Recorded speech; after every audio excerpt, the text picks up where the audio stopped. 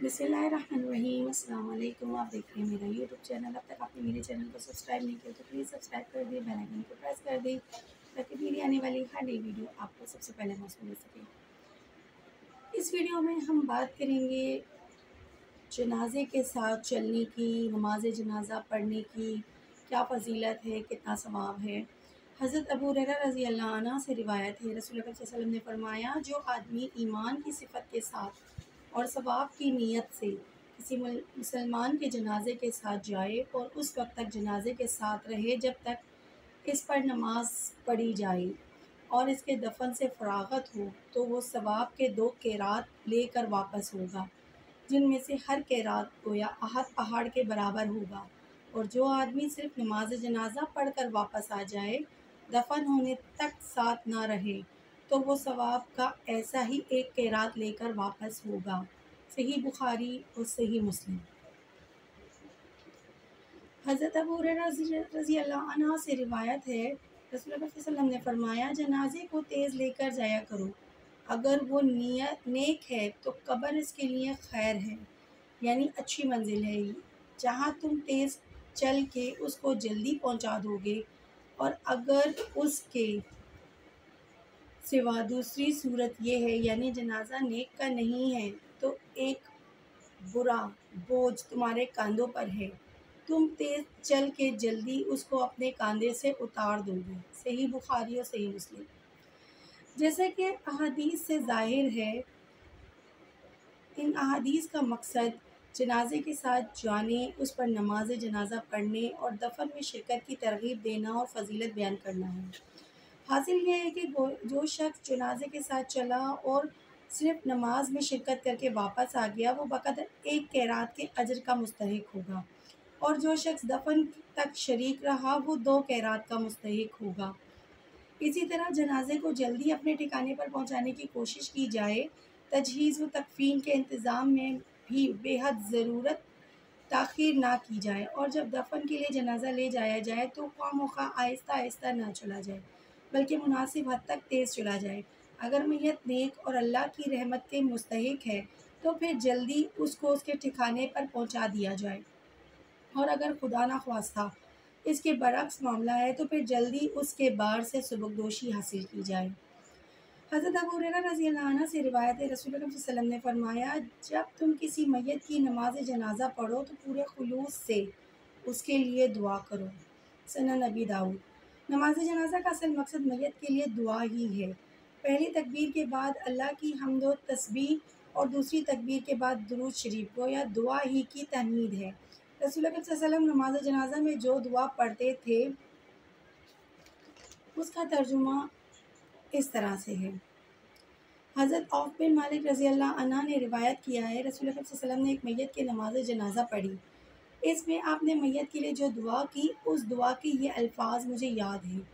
آپ اللہ کے حضور میں عرض کر رہے تھے، اے اللہ، تو اس بندے کی مغفرت فرما، اس پر رحمت فرما، اس کو عافیت دے، اس کو معاف کر دے، اس کی باعزت مہمانی فرما، اس کی قبر کو اس کے لیے وسیع فرما دے، جہنم کی آگ اور اس کی سوزش اور جلن کے بجائے پانی سے، برف سے اور اولوں سے اس کو نہلا دے اور ٹھنڈا اور پاک فرما دے، گناہوں کی گندگی سے اس کو صاف فرما دے، جس طرح ازلے کپڑے کو تو نے میل سے صاف فرما دیا، اس کو دنیا کے گھر کے بدلے میں آخرت کا اچھا گھر اور گھر والوں کے بدلے میں اچھے گھر والے اور رفیق حیات کے بدلے میں اچھا رفیق حیات عطا فرما دے، اور اس کو جنت میں پہنچا دے، اور عذاب قبر سے، عذاب دوزخ سے اس کو پناہ دے۔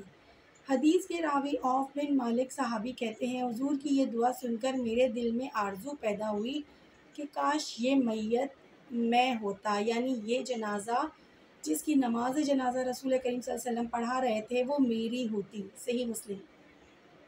حضرت ابو ہریرہ رضی اللہ عنہ سے روایت ہے، رسول اللہ صلی اللہ علیہ وسلم جب کسی جنازے پر نماز پڑھتے تھے تو اس میں یوں دعا کرتے تھے، اے اللہ، ہمارے زندوں کی، مردوں کی، حاضروں کی، غائبوں کی، چھوٹوں کی، بڑوں کی، مردوں کی، عورتوں کی، سب کی مغفرت فرما۔ اے اللہ، جس کو تو ہم میں سے زندہ رکھے اس کو اسلام پر قائم رکھتے ہوئے زندہ رکھ، اور جس کو اس عالم سے اٹھائے اس کو ایمان کی حالت میں اٹھا۔